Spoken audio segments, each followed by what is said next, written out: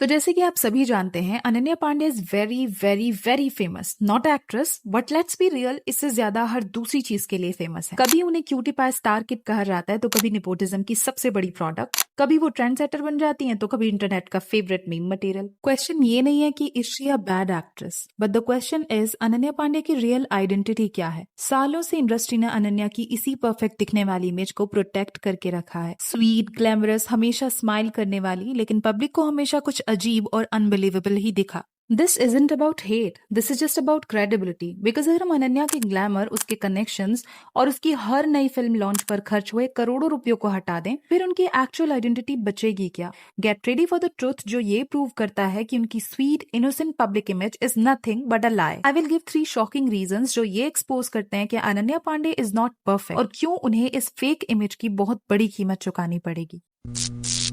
So let's start with the biggest, most shocking lie that Bollywood wants us to forget, the great struggle of Ananya Pandey. आप सबको याद होगा वो clip जब उन्होंने बोला था कि उनके डैड को धर्मा प्रोडक्शन की फिल्म नहीं मिली, तो ये उनका स्ट्रगल है। Dad has never been in a Dharma film. He never went on Coffee with Karan. And so, it isn't as easy as people say it is. I think everyone has their own journey. Yeah. Seriously? जब आप मनीष मल्होत्रा की party में पैदा होते हो, आपकी best friend Shahrukh Khan की बेटी है और पहली फिल्म ही आपकी करण जौहर लॉन्च करते हैं, तो आपका स्ट्रगल बस इतना होता है कि आपको सेट पर जल्दी आना है, वो भी अपनी लग्जरियस कार से। तो ये वो मोमेंट था जब अनन्या ने ये प्रूव किया कि वो ऑर्डिनरी लोगों की रियलिटी से कितनी डिस्कनेक्टेड है, एंड उनका स्ट्रगल आइसक्रीम की तरह सॉफ्ट और टेम्परेरी है। बॉलीवुड को लगा कि वो थोड़ा सा रोना धोना करेंगे और फैंस उनके नेपोटिज्म के शॉर्टकट को भूल जाएंगे, but that's the first shocking reason why her image is fake. Simple words में कहूं तो उनका पूरा करियर ही झूठ पर बेस्ड है। Struggle zero and privilege hero.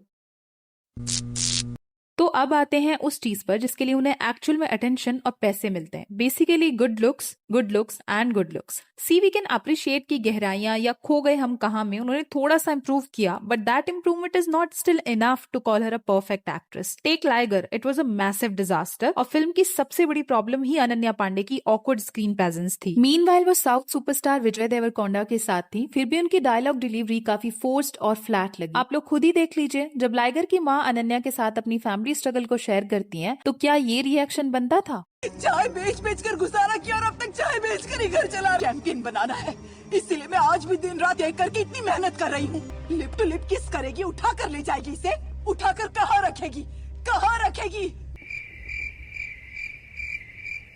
Where is my vodka? यहाँ पर प्रॉब्लम ये है कि अनन्या को जितना टाइम और एनर्जी रेड कार्पेट के ड्रेस चूज करने और फोटोशूट में लगता है, उतना वो एक्टिंग को इम्प्रूव करने पर नहीं लगाती। वो एक एक्ट्रेस कम और फुल टाइम फैशन इन्फ्लुएंसर ज्यादा लगती हैं। Bollywood is selling us a glamorous product in the name of an actress, और जब तक वो ग्लैमर ओवर परफॉर्मेंस का फॉर्मूला फॉलो करेंगी, तब तक वो कभी परफेक्ट एक्ट्रेस नहीं बन सकती।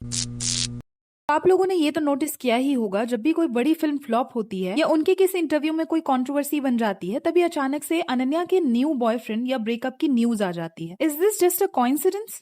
नो, ये सब प्योर मार्केटिंग है। उनकी परफेक्ट इमेज को बचाने के लिए रिलेशनशिप ड्रामे का सहारा लिया जाता है। और सिर्फ ये ही नहीं, जब भी उनकी एक्टिंग पर क्रिटिसिज्म होता है तो वो तुरंत विक्टिम कार्ड खेलती हैं। वो बुलिंग और ट्रोलिंग की बात करती हैं ताकि लोगों का फोकस उनकी पुअर परफॉर्मेंस से हटकर उनके इमोशंस पर चला जाए। ऊपर से वो इतनी ऑनलाइन रहती हैं कि बस अपनी वेकेशन ही शेयर करती रहती हैं। तो ये सब कुछ एक तरीका है लोगों को डिस्ट्रैक्ट करने का, ताकि वो ये भूल जाएं कि वो एक प्रिविलेज्ड स्टार किड है, जिसे एक्टिंग से ज्यादा शो ऑफ की जरूरत पड़ती है इंडस्ट्री में टिके रहने के लिए। Finally I want to say that Ananya सिर्फ एक वेल मैनेज्ड ब्रांड है, नॉट अ परफेक्ट एक्ट्रेस। और ये पूरी प्रॉब्लम वहां से शुरू होती है जहां टैलेंट की जगह कनेक्शंस ने ले ली। वो हमेशा से एक प्रोटेक्टेड एनवायरनमेंट में रही हैं, इसलिए वो आम जनता की एक्सपेक्टेशंस को नहीं जानती। उन्हें एक्टिंग से ज्यादा फेमस रहने की टेंशन रहती है, और ये सबसे सिर्फ एक ही बात प्रूव होती है, जब तक अनन्या ये शो ऑफ नहीं छोड़ती, तब तक वो कभी भी लंबे टाइम के लिए स्टार नहीं रह सकती। उनकी परफेक्ट दिखने वाली इमेज बस एक इल्यूजन है।